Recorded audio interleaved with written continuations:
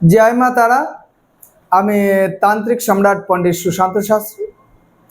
আজ একটা রিকোয়েস্টেই আমার এখন যত যা ভিডিওগুলো করছি সব ভিডিওগুলোই প্রায় রিকোয়েস্টের উপরেই আমাকে করতে হচ্ছে, কারণ সবাই আমাকে ফোন করছে যে দাদা বা স্যার বা গুরুদেব যেই হোক না কেন যেভাবেই বলছে যে আমাদের বাড়িতে আমরা এত সুন্দরভাবে পুজো পাঠ করছি, এত আমরা ভক্তি আরাধনায় পুজো পাঠ করছি, বা আমরা 3 বেলা পুজো পাঠ করছি, ঠাকুর বিগ্রহকে আমরা নিত্য নতুন মানে দৈনন্দিনী আমরা মাকে 3 বেলা পুজো দিচ্ছি।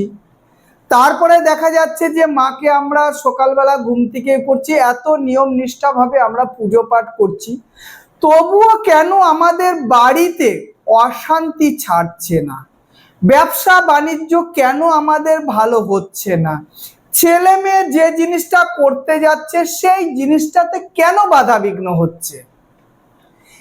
এই জিনিসগুলো যে আমরা এত ভগবানের জন্য করছি, এত পুজো পাঠ করছি, তবুও আমরা কোন জায়গাটা আমাদের ভুল হচ্ছে, বা কি কারণে আমরা সংসারে এই 4-5 জন মিলে একটু শান্তিতে থাকতে পারছি না, বা এত কিছু করার পরেও ব্যবসাটা ভালো যাচ্ছে না, অকারণে দেনা হয়ে যাচ্ছি, বছরে ব্যবসা করছি, বছরের শেষে লোন শোধ না করতে করতে আবার লোন নেওয়ার চিন্তা ভাবনা হয়ে যাচ্ছে। তাহলে আমরা কি করে বাঁচবো বা কি করে থাকবো? সম্পূর্ণ নিয়মকানুনটাই বলবো, এবং সম্পূর্ণ ভিডিওটা একমাত্র সুশান্ত দাই মানে আমি এরকম ভিডিওগুলো ছাড়ি যে সবাই যেন একদম চলিত ভাষায় যে কথাগুলো দিয়ে আমি করি, কোনো রঙ্গরস বা ইউটিউবের মতন অনেক কিছু ভাবে আমি কখনো বলি না।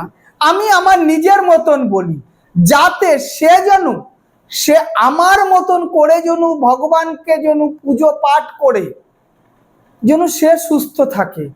অনেক ইউটিউবাররা যেরকম অনেক কিছু সাজিয়ে গুজিয়ে নিয়ে বসে অনেক রকম ভাবে তিথি নক্ষত্র নিয়ে কথাবার্তা বলে,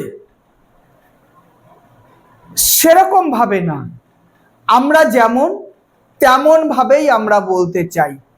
এবং আমার মতন করে যদি কেউ আগাতে চান, নিশ্চয়ই আপনারা এইভাবে আগাবেন।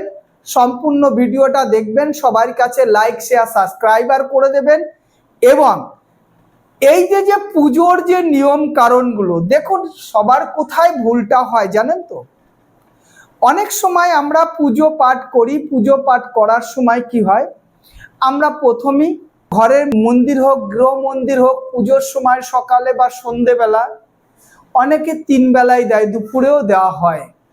কিন্তু একটা জিনিস জানবেন, যখনই আপনি পুজো দেবেন তখনই আগে ঘরটাকে ঝাড় দেবেন, এবং মূল দুয়ার দিয়ে ঝাড়ু দেওয়া সেই ধুলোগুলো আর কি, যে সেইগুলোকে আর কি বার করে দিয়ে বাড়ির সামনে গঙ্গা জল হোক বা এমনি কলের জল হোক, যে কোনো জলই হোক, ঘরের মূল দুয়ারে আর কি জল ছিটা দেবেন, এবং ঠাকুর মন্দিরের মূল দুয়ারে জল ছিটেন দিয়ে, এবং ঠাকুর মন্দিরটাকে পুরো হাতে জল নিয়ে পুরোটা মন্দির ছিটিয়ে তারপরে পুজো পাঠ শুরু করবেন।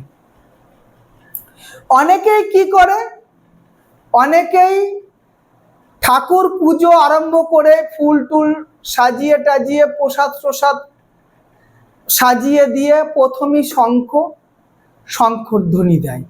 এই জায়গাটায় এই ভুলটা করবেন না।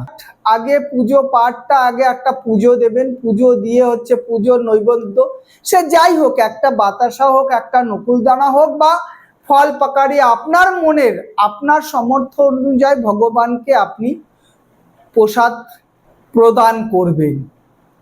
এই প্রসাদে কিন্তু আপনি রাজভোগও দিতে পারেন, আবার একটা বাতাসা বা একটা নকুলদানা দিয়েও কিন্তু পুজোটা দিতে পারেন। আমি এর আগেও অনেক ভিডিওতে বলেছি, পুজোটা হয় মনের থেকে। পুজোটা মনের থেকে, ভক্তির থেকে, ভক্তি সাগরে যে পুজোটা করবেন সেই পুজোটা অবশ্যই ভগবানের কাছে পৌঁছাবে। আপনি অনেক নৈবেদ্য সাজিয়ে পুজো করলেন কিন্তু মনের থেকে পুজোটা করলেন না, সেই পুজোতে কিন্তু কোনো কার্যকারী হবে না।